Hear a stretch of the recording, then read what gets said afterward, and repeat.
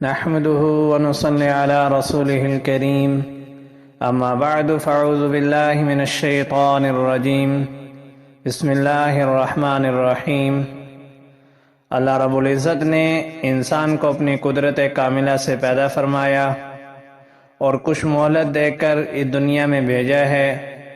یہ دنیا امتحان گاہ ہے، یہ سیر گاہ نہیں، یہ تماشا گاہ نہیں، یہ آرام گاہ نہیں، یہ قیام گاہ نہیں، یہ تو امتحان گاہ ہے۔ افسوس کہ ہم نے اس کو چراہ گاہ بنا لیا۔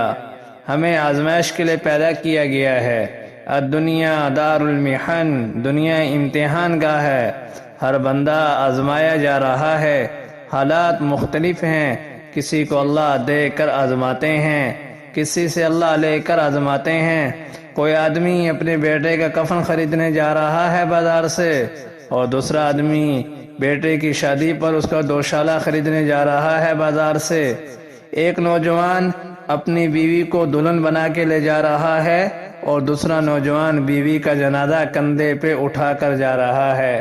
کسی کو کاروبار میں نفع ہوا، کسی کو بہت نقصان ہوا، کوئی صحت کے عالم میں ہے، کوئی بیماری کے عالم میں ہے، کوئی خوشی میں ہے، کوئی غم میں ہے۔ ہر انسان آزمایا جا رہا ہے۔ یہ دنیا آزمائش کی جگہ ہے، یہاں حالات عدلتے بدلتے رہتے ہیں۔ تلک الایام نداولها بین الناس، جب دیتے ہیں تو دیکھتے ہیں یہ شکر کرتا ہے یا نہیں، جب لیتے ہیں تو دیکھتے ہیں صبر کرتا ہے یا نہیں۔ صبر کرنے والے بھی جنت میں جائیں گے، شکر کرنے والے بھی جنت میں جائیں گے۔ اس لیے مومن کے تو ہر حال میں مزے ہیں۔ یہ ایک بنیادی سبق ہے جو ہمیں اچھی طرح یاد کرنے کی ضرورت ہے کہ ہر حال میں ہم اللہ سے راضی رہیں، اللہ کی نعمتوں کو شکر ادا کریں۔ اللہ دے تو شکر کریں، اللہ لے تو صبر کریں۔ اللہ ہمیں عمل کی توفیق عطا فرمائے۔